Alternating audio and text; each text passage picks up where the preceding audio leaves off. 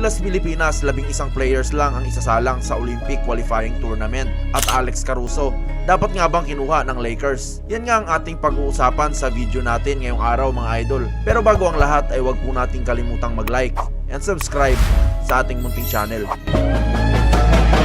Matapos nga ang laban ng ating national team na Gilas Pilipinas sa Taiwan Mustangs, ay opisyal ng 11 players lang ang papalaruin ni Team Cone sa paparating na Olympic Qualifying Tournament. Dahil nga yan sa injury ng ating starting point guard, sanang si Scottie Thompson. Pero mukha ngang handang-handa si Team Cone at may backup plan na sa problemang ito.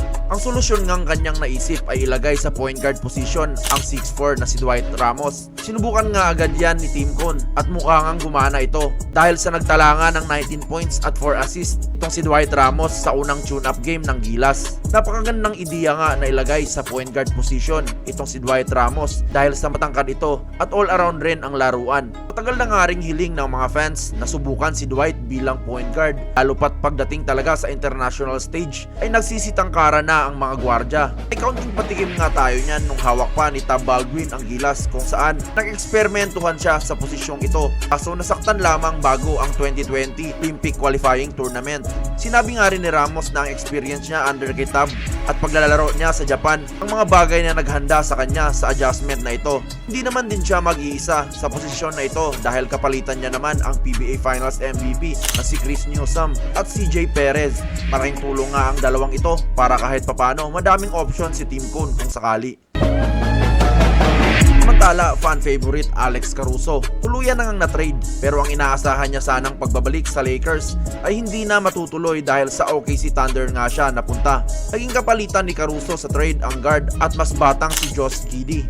Ngunit kahit pa mas potensyal at hindi hamak na mas bata ito, ay walang duda na panalong-panalo sa palitang ito ang Thunder. Kung usapang depensa kasi ay ilan lamang ang masasabi mong mas magaling kay Alex Caruso sa mga gwardya.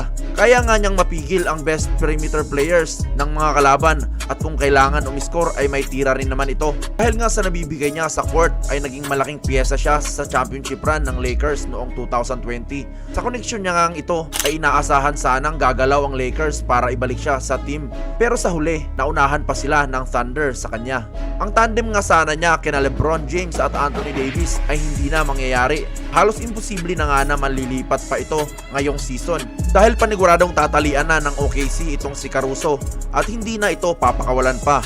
Hindi naman kasi matatangging swak na swak siya kasabay ni SGA na bagamat magaling naman na defender ay kailangan mo rin bawasan ang load para mas makapag-focus sa opensa. Kaya nga in demand ang mga players na kagaya ni Caruso na walang pake sa opensa at stats bagkos nakapokus lang sa kanyang role para mapanalo ang kanyang kupunan. Kayo ba mga idol, sa tingin nyo ba dapat kinuha ng Lakers si Alex Caruso? Sinong mga players nga rin ba ang dapat nilang habulin? I-komento nyo lang sa baba ang inyong opinyon at atin niyang pag-uusapan.